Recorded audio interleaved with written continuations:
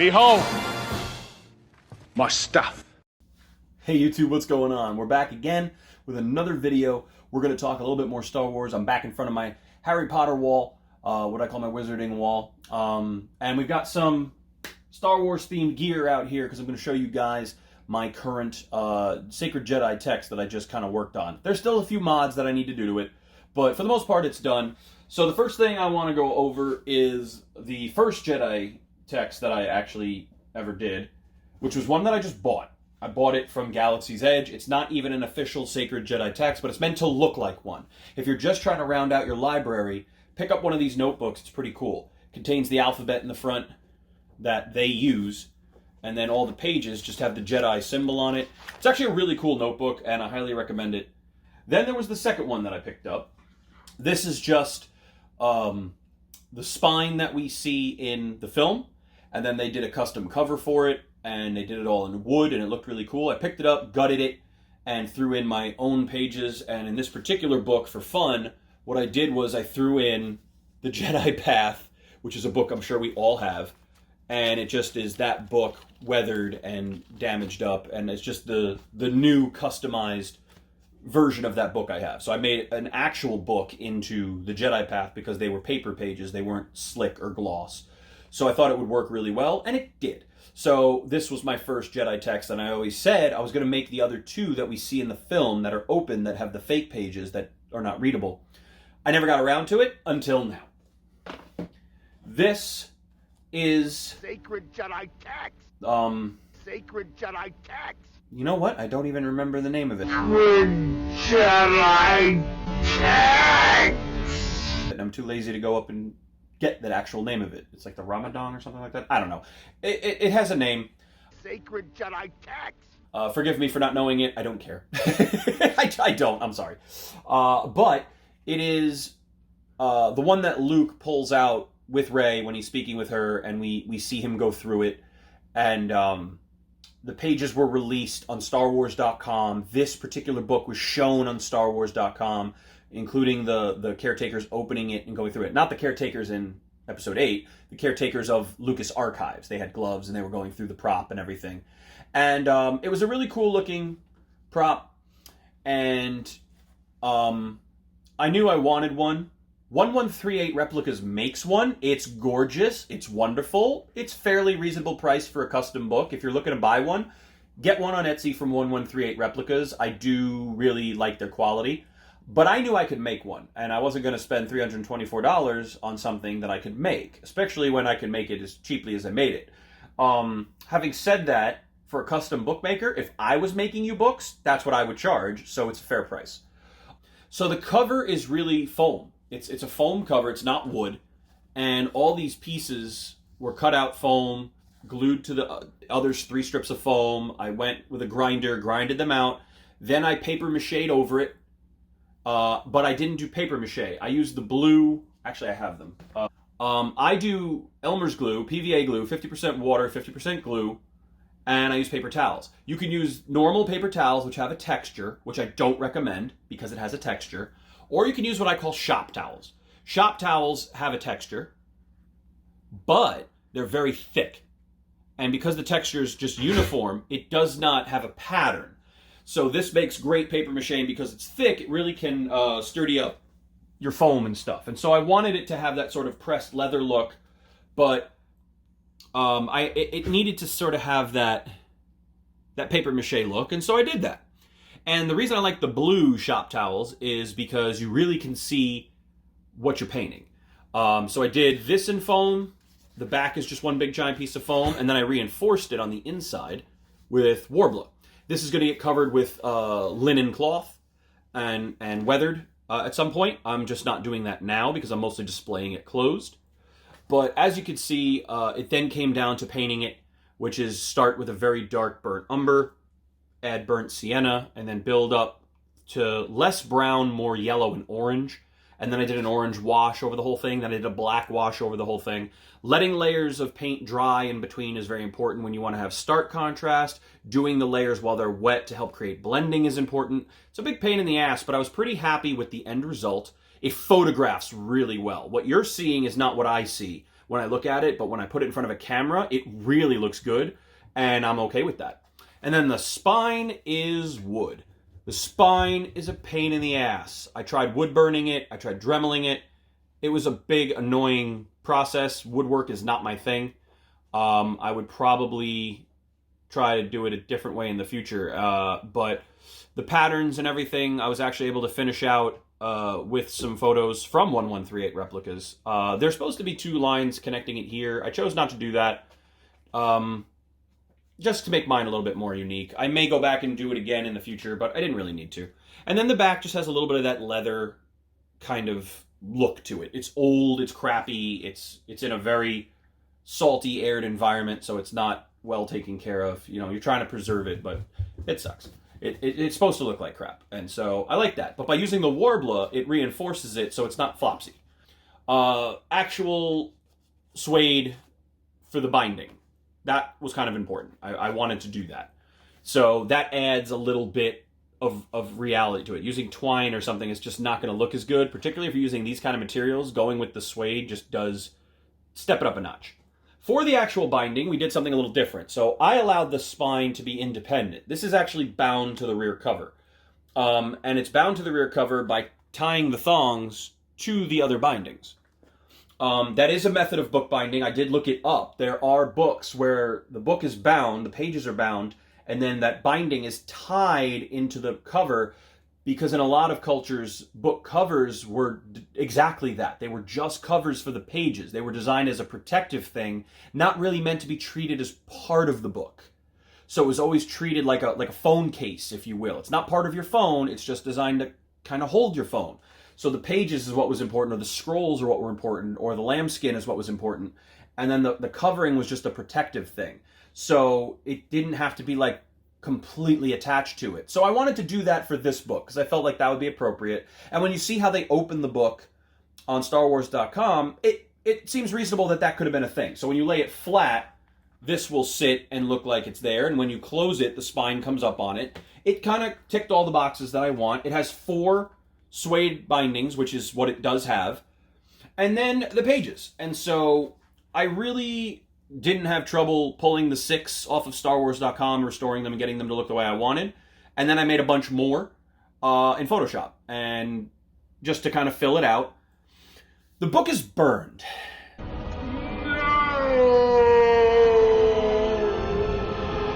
You guys know how I feel about burned books. It's not a thing. Like, go through history. Look at ancient books, recovered books. Burning is just, outside of the Nazis, it didn't really happen. Books rarely got burned. It's one of those things where, and if it was, usually the book was destroyed. It was not something that was like salvageable. So their choice to burn the book and the pages, I didn't care for. So I wanted to sort of do that, but also get away from that and make it a little bit more mildewy. I'm not done with this yet. I am going to go through and do a little bit more. But as you can see, my burning was not done with a lighter. I don't burn pages unless I'm just completely over it. Because even to case in point, this is burned. Okay? Now this is just on the edging a little bit, like flames touched it and tickled it. Which you could be like, oh, I believe that. And if you go up into the corners, those are burned. Like, oh, we caught a little bit of that. Okay. But like, the whole middle of the book on this page and then not the next page, how does that happen? Like, there's just no logical reason to how that burning could have occurred. And that just melts my brain. And I when I see that, it's like my wife, when she sees an actor riding a horse, Bubba, and then it's another horse in another scene. Movie's ruined for her. Same with me with like weathering and stuff. Because I put so much research into book editing for my Necronomicon work, it just sort of is like, I can't unsee that crap, and it drives me insane. So that bothers me, and it's something I don't care for. So mine is more in line with what I feel could be damage and mildewing and things like that, and a little less burn, a little more poor kept, traveled around, stuffed in holes, et cetera, et cetera, et cetera. Maybe laser blasts even was something that I had considered. Finnegan, stop that. And so that was just something that to me I knew. The other thing I did was I made the pages bigger. I wanted them to really fill the page and then not be there. The thing that kind of also I wanted to avoid was shrinking the artwork down so it looks like it's a printer. And then when you do the weathering, it just is weathered around where the artwork is and you can still see it. I still want to see the artwork, but I do want it to have a little bit of believability. And again, I'm not displaying this open. So every once in a while it will get opened. I want people to be like, oh, okay, cool. So this page is, this is on cardstock. I printed it at home on my laser printer. I don't recommend you ever doing ink printing if you're going to do your own pages. Spend the money, do laser, and make sure the settings, the heat settings are high enough that your toner seals to the page. I had sent Brett from Brett's Groovy Chainsaws a set of pages one time on cardstock, and I guess the settings weren't that high, and they didn't endure the weathering. So make sure your heat settings are good. So again, the other thing to remember too is like if the damage was caused by this side, the opposing side will have minimal impact from that. So only just a little bit of black and only made a little bit of edging, whereas the damage was predominantly on this side. I did try to match some of the rip so that it looks the way it does when it's opened on StarWars.com, but I wasn't 100% faithful to it. The other thing that I'm really big on is if there's a hole on this page and it's dirty, the dirt's going to go to the other page behind it. And then now this page has the dirt from where the hole was on that one. Same with this. This is much similar to the graying and the texturing you see throughout the whole book when they open it up. Like almost the whole front is this texture, and the gold and the blue come through a little bit. I just didn't want the thing to be gray. Like that's not what I was looking for. So I minimized that, but I did replicate it so that I could just let myself remember, yes, you could do it if you wanted to, so it's fine. But so like that is really the type of weathering that you'll see on the bulk of the pages. And then it was just a simple matter of lining them up in a manner in which I thought was logical. So the symbols on the top don't 100% match. So like this little piece is low, this little piece is high, so they're separate to each other. I took that from the official artwork. All the pages around the edges are torn because I thought that it would be old enough that it would be natural paper. Natural paper was just pulp that was pressed, usually between stones and things like that, and left out to dry. And so the edges were not straight. They were natural, and so even when they were straight, often they were folded and torn in such a way, so they would degrade. So I wanted an unnatural edging on this. I figured this is an older book than the other books, so it's not quite as like printing press type. This is very much inspired by Middle Eastern manuscripts and things like that, and so I kind of took some influence from that. And so I made a regular paging, which again is not exactly screen accurate, but to me makes more logical sense with the artwork that they went with. And then we get text pages, which you know I love.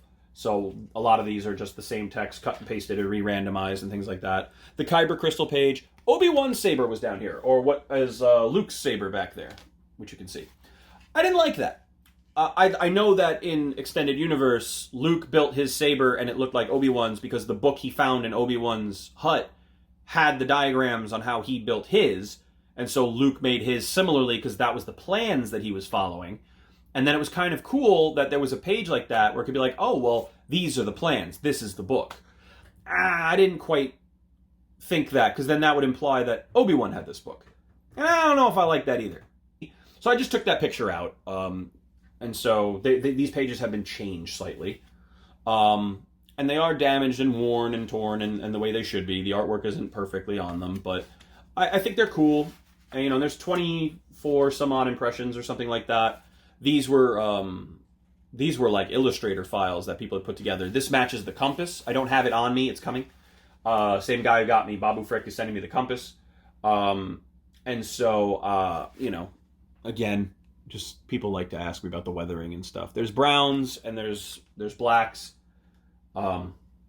There's sanding, things like that. More text. And then my last page was a file that I found. I don't know who made this file because it's all over the place. But it's of the Prime Jedi, which let me believe like this book was written like right after him, or, you know, inspired by him, but not him. So maybe one of his pupils wrote it. If you know who made this vector file, I love this vector file. Please credit them below and shout them out, because that is a great file. And so we close the book up, and it just has a beautiful look to it. Like, just enough pages to make it look like there's more there than there should be. And then it's going to display with the other two. So there's a few more. There's some dummy books that I can do just to round out the display and put it on a piece of wood and actually put it on a shelf and make it look like it does in The Last Jedi. But anyway, this is kind of what my Sacred Jedi Text display looks like as of right now. And it's fun. And I put it next to a lot of my Galaxy's Edge stuff, which, like the Jabba cup, Mando tracker,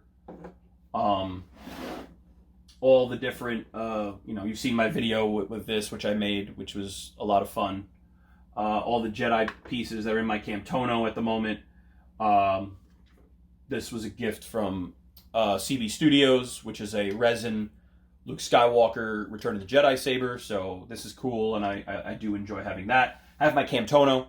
So, it's slowly becoming a good enough collection that I can start playing with how I want to display things. When I make a book, sometimes it's a novelty thing where it's like, you know what? All we ever saw was this. I'd like it to sit on my shelf, and I could always see one of the Sacred Jedi texts, but since it has such a nice, sturdy cover, I'd like to put one of my other books in it to fill out the pages, because we don't know what's in it. So that way, if I ever want to read the Jedi Path, it feels like I'm reading an ancient Jedi text. Like, this is a text that Yoda would give to a new master about to get a Padawan. Like, here you go, bro. This is what you use to learn to teach your Padawan. And so, like, for me, that was sort of like a cool novelty thing. But this was like a prop replica thing. So, like, when you're making props, remember, you can go both ways. Since we saw the inside of this book, I knew I wanted it to be like a prop replica and not really like a functional book. And so that's why I wasn't keen to spend a lot of money on it, because I did want something that was ultimately going to sit on my shelf like this. But if somebody came over and they're like, oh, dude, is that Sacred Jedi Text? Sacred Jedi Text, and I pull it out and I let them open it, it would be like, oh my god, that is so cool. Or if I did a costume and I want to take a photo with the Sacred Jedi Text, it would photo well. And so I did want it to be a functional prop replica, but a prop replica, as opposed to just a novelty item that appears like a prop replica, or just a full-blown novelty item like this. And so I appreciate both sides of it. I appreciate the novelty items, like your drinking mug, and I appreciate the prop replicas. And so I've been trying to be less stingy and make more broader stuff, more influenced by, less, dickish. But that's kind of what we have going on. Thank you for taking a look at the book. I have some action figure stuff to go over. I did make a 3 3/4 inch Obi-Wan diorama, which we're going to take a look at. I'm working on a new Ninja Turtles diorama, which we will take a look at. My Thor Love and Thunder Ravager costume is complete. We will take a look at that too. As you guys know, I am working on the journal that Luke kept that we see featured prominently in episode 9, where Rey sees the holocron. Well, it's not a holocron technically, it's a wayfinder, but let's call it a spade a spade. It was a holocron. And so I have one of those as well, and I'm going to be building that book as well. 1138 Replicas also makes that page, that book setup. So I will be doing that a little differently. Something I talked to my friends about, how I was like, you know what, if I do that book, I'm going to do it a little different. I'm going to do it like this. And I've really been flirting with doing a Darkhold. My friend Doug did one for his wife's cosplay, and it came out really great. And I was like, damn, I should do that. So I'm kind of really flirting with Darkhold because I really enjoyed its arc through WandaVision and Multiverse of Madness. But so more book props are coming. But now that I've finally gotten supplies in from Australia, I have some Necros to build. Going on vacation next month, and then in the fall, after Andor and everything, and She-Hulk and all that, I'm sure we'll have a bunch of new crap to build and new costumes to look at. But that's where we're at. Thank you guys for checking this out. This is not a difficult book to make. If you want to make it yourself, it shouldn't be too difficult. But, yeah, man. Star Wars, keep it going. Mando trailer. D23 is coming out. Let's hope we get some cool Star Wars shit. Thanks for checking this out. If you haven't seen my previous video on the new Babu Frick that just came out at Galaxy's Edge, 100% worth it. Check that video out. It's a short video. Well, short for me. And thanks for checking this out. And we'll see you next time I got some more epic stuff.